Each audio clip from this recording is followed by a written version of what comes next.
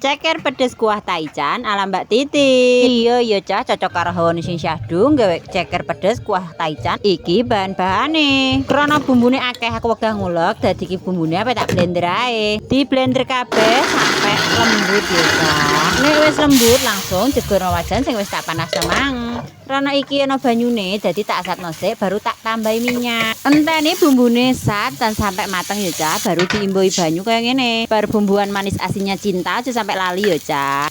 Tapi ono gurih barang ya. Nek wis bar dibumboni langsung ae jegurno cekere. Cekere iki mau wis tak godhog setengah mateng ya cah. Tak godhog nganggo jahe karo salam ben rame sambune. Nek wis bar dijegurno cekere iki bloguduk langsung tak cemplungi irisan onclang ben ketok ayu koyo Mbak Titin ya cah. Jenenge kuah taichan cah, mesti ono pedes kecute. Kita tambahi peresan jeruk lemon ya. Nek gak duwe jeruk lemon, jeruk nipis utawa jeruk sambel ya iso cah. Pokoke saanane. Ceker pedes kuah taichan kuwi wis dadi kaya ekak suweger sapa sing njaluk.